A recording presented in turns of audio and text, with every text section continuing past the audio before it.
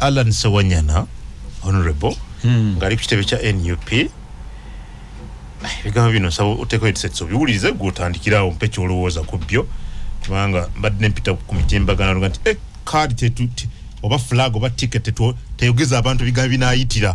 katuwulize ku katono ku bigambo bino. Ayenga mani Sejirinya Muhammad bwe nagenda nga mukomera nga gamisa president tukuwe ekitiibwa tetwagala kutobera abakulembeze botuwadde naye omumyuka yatusiba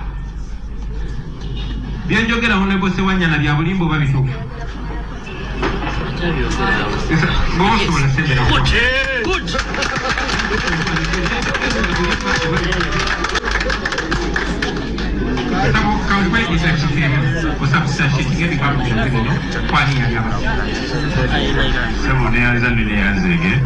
President wabulaja niyanga notumugamba nti president ebintu bino byali Masaka Masaka wali abakulembeze b'NUP naye lwaki ddala bajja ne bakwata ffe ab'emukibuga Kampala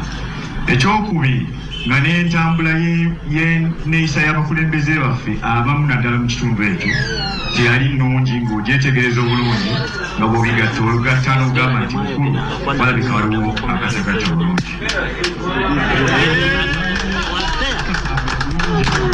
Kirabika abakulembeze naddala abaka bava e Masaka babimanyi mu bintu bino okukisinga.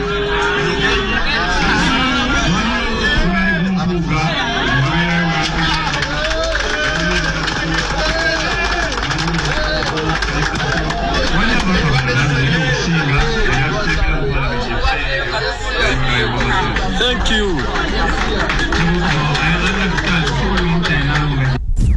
Uliza Radio 4 Mumakago Kumulimu wo na wuli Radio ulukumina matoko Radio 4 Ensusuzi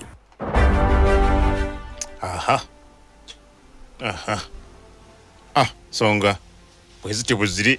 musango gw'abakulu agukyagenda mu maaso naye kyaddaaki Honorable Alan Sewanyana nti bwe baali mukomera Bobi Wine bamulajaniranga tisebo twagalanye abantu bootuwa tukole nabo omuli ne Deputy President wo Honorable Mathias Mpuuga be batusiba. Very very serious allegation there.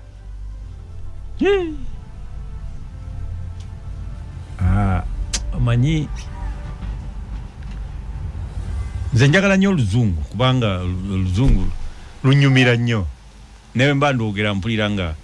newe mba mbadde ne stress ngoluma amanyi Honorable we njogeramu ku Lungereza ngolinga agenda okuba weggambo nzo baso kenzi kemisita waliwo ebigambo bibiri oblokwai oba ignominy. I need to learn those words. Oblokwai. Ne ignominy. Public shame. Kugamba omuntu kuswaza publicly. President wa NUP ekintu ekyakimanyi bulungi yakiyiga yakisoma.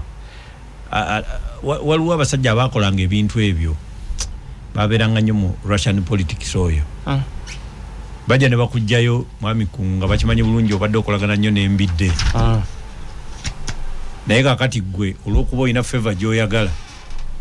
ne bakujjayo ne bagamba nti kakati kambalage ekyokulabirako President Museveni waliwo olunaku lwe yagenda Ekamuli. Ekamuli nga ayina minisita gwe yagenda naye bamuyita Isaac Musumba ebiseera ebyo yali minisita wa housing ndowooza. Kati President yali ali kulukuŋŋaana n'ayagwera luzungu Minisita Musumba atapute. Kati mu kutaputa okwo President ng'ayogera ajerega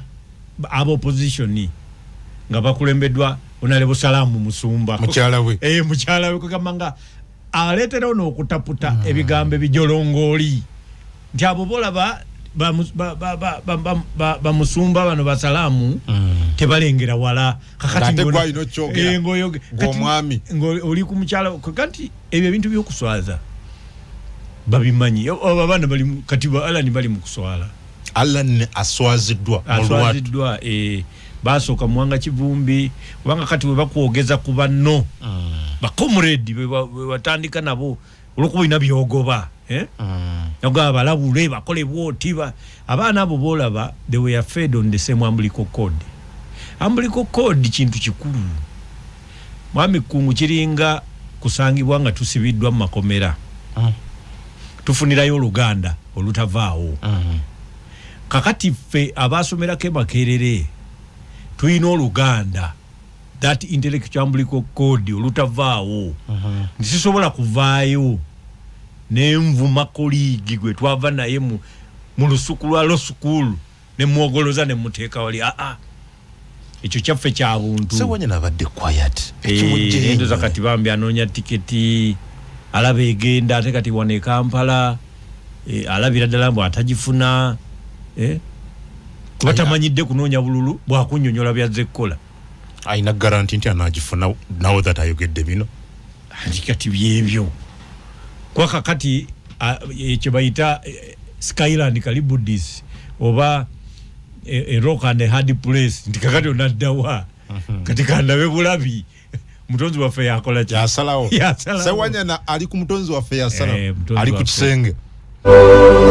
amanya nze Dr. Senjobe Richard owa Beaver Organic and Natural Product. Beaver Organic tuli wano Mengo opposite Masengere ku luguudo Ham Mukasa ku Beaver Organic House. Wano kali twogere ku kakomera kalina obukola butono ate era nga kalinako n'ensigo kali medicine konna fe twakakamulamu oil ono cypress oil tukolamu n'amajjaani cypress tea oba cypro tea kayamba nnyo ku bantu abalina hemorrhoids muntu singa abalina obunyamu obuzimba wofulumira abamu bulungi okuba intaano nga tebulabika bwofuluma buleeta omusaayi kosa cypress oil okusiga ku hemorrhoids obwo bukuluma abalina stretch marks mugaba oil wakakomera mulungi nnyo okujjanjaba mugaba abatawaanizi b'ekizibu kya muscle spasms muscle cramps joint pains olumizi lw'ennyingo amajjaani gakakomera gakola nnyo ku arthritis nze Dr. Senjobe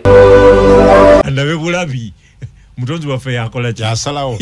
sewanyana ali ku mutonzi waffe yasalawo ali ku kisenge kubanga naye simanyi oba ayinza n'okuba nga tumulowoleza okuswala naye nga taswala singa badde mutunga gwe oba nze obeera osobola okuswala anti asoose kukigeneralize nga tiwaliwo abakulembeze abava mu Masaka ne babogola wakakati oyinza okuvaawo ng'ate bigendedde ddala byonoonese tubuulire baani abeera kiriya naga naye okusingira ddala ono akati eyo gye bayita pate oligake kakati ekibiina ne kibaako abantu baakyo famire yaakyo nga yekifuga kakati abasigadde ne baba nga kubanga kakati ekibiina ekyo kinsanyusa kiina abavuzi kiina n'abakulembeze kati kiina n'abawagizi bantu basatu bafuzi bakulembeze ebigambo ebyo nabisomesaako n'omwana wange omu naye muwulira kati abyogera bulungi bigirwa ali naye abyogera mu Lungereza waliwo bakabal kati abo be babeera nga bo beekutte bokka bakoligi bayinza n'obutavaayo muyinza n'obalabako obulabi naye ne batoogera kakati ne wabeerawo baparachik bano bahandola Kabal parachik aparachik be babeera nga be baddukanya wano nawali kunga kakati ne wabeerawo bano ba ragtag and bobtail ragtag and bobtail bebo ajiwadde omuliro ajiwadde libiki social media ragtag and bobtail kati abo be bakuyoola nga olina kyotayogedde kutereeza be banabadde bagamba nti yogera mbawulire wano barabutaga bw'oba toteredde bulungi mu matu gaabwe togenda mu kuziika we banaabeera kambawulire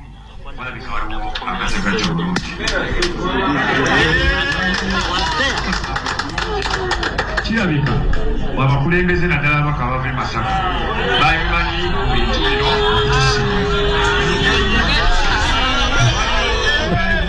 bino biddemu byogere bulungi gwe kakati oddayo ne ku muzindaalo era bw'ovaayo nga tobyogedde bulungi gwa ovao wesa baba bamanyi bwe batyo kati baba bamanyi naye nga kati bo bakozesa perception the game of perception nti ovao nga bagobye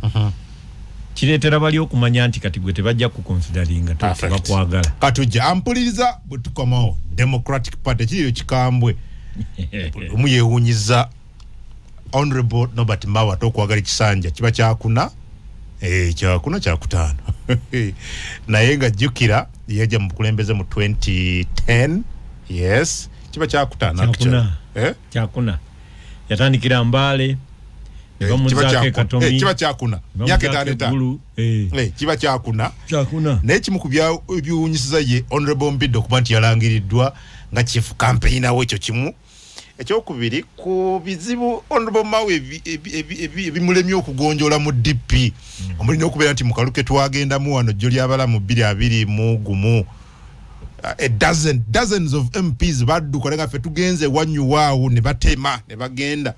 nga nakatwala bakava parliament okuva bakyotereeyo babiri nabo baasuddewo ettawero about 4 members of parliament badduka n'endagaano eyakolebwa Honorable Mao rather Mbidde jazavumirira ono obufumbo obwo DP oba Honorable Mao bwe yayingiramu ne NRM bane mwami Museveni obutavanga mu kalungi okuba nti ate y'omu eyakyukidde mu kitinga embazzi nga nti oli musajja wange era ngenda kunoonyeza akalulu wetujja wetusandikira Hello Mr. Right season 2 reports say he was dumped Masaka mu kooti okakana nga ateekeddwako emisango gya banne ba Akirewo Kivumbi n'abalala egy'obubbi n'okuba bannamawulire era nga bwe mbadde nkusomesa kati waliwo enkola gye bayita bossism kati bossism eyo abatuwuliriza bo bwa bukulembeze and hence conflict of interest kubanga gwe munnamateeka w'omukulu awanda ebigambo lwakuba nti nze simanyi oba yabyogera toli sure omukutu gugwe gwe bw'oyogera naye tasobola kwogera kintu bwe kityo simulaba nko ng'akyogera bino ebiri ku X you think si bya General Muhoozi Kainerugaba oba toli sure just siri sure bw'oyogera ne one on one tasobola in fact buli lw'oyogera naye olaba personality ndala si bye bino ate kifaananyi kyetwala ku mukutu gwe naga wuuno ali mu kuyiga Lunyankole naye tosobola kubanga oyogera naye n'ayogera ekintu bwe kityo bw'oba oyogera naye aba ali mu philosophical data ayogera ku materialism and the dialectical method historical materialism mechanistic materialism bwagenda mu administration kati saawa eno buli abadde ayina waaliira mu magye institution zonna azigadde ez'okubba byonna bikyusizza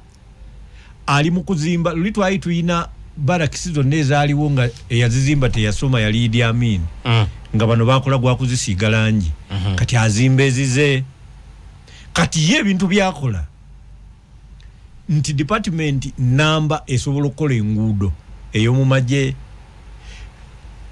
real professionalization of the army weyavira mu SFC nga qualifyingiza SFC grant ya $1 billion per year. He's a true administrator. He's a true. Yes. That's what you think or that's what you I see. know. Oh, that's what kakati bino byesimanyi zibye bya X sibimanyi simulaba nga ko ngaabyogera yali avuddeyo n'abyegana bw'oyogera naye one on one kati gw'oyogera naye ddi kyetaaga omuntu n'amu interviewing naye omanyi bannayuganda tebamufaako tewali amu interviewing era buli omu alinda ku X okwo kati nze account kati nina waliwo bino ebintu byebayita TikTok nze sibibeerako Instagram sinze tolina show account eyo yiye Facebook sinze era bwogenda eno gamba oli mukogera nange omala buddi siyenze baana bange bebabikola X yenze okay kakati eyo yonze njikola ku nganze ne WhatsApp yange ne bino ogenda toli sure kati siri sure nze era kiba kyetaaga omuntu yenna amutadde mu kooti kyosookerako kwe kutulaga oba ddala yakikoze so naye bw'oyogera ayina obuvunaanyizibwa second okay bw'oyogera naye ayogera police byokka bintu byankulakulana. in fact bw'oba oyogera naye muntu muzibu nti n'abamulinaanye bennyini balimba nti baagala y'ababeera president kuba ajja bakwata okambwe nnyo bw'atyo bajja osookerako kati babyogera wano kuba balaba nga kyekiriko naye nti baagala I need to interview him one day. Ojja omufune ajja nnyonnyole bino kubanga ekyewuunyisa nti hando eyo tajeegaanangako nti siiye amagye gaduumira galina omwogezi tebajeegaanangako kati awo wenjagala bw'ogendayo mubuuze akubuulire oba yeye bw'agamba nti si yeye akubuulire lwaki tabyegaana because it is misleading. That account is misleading, extremely misleading. In fact that account doesn't represent his personality. It is completely a contradiction. Not really. Yes. So abeera nga ali double faced katono nnyo.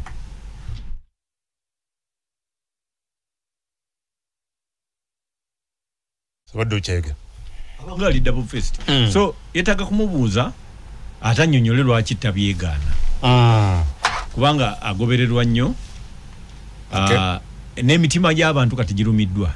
bwe baba nga waliwo omuntu gwe bakutte ennaku mwenda tebannategeera gy'ali famire neerajana akati n'oyogera ekigambo ng'ekyo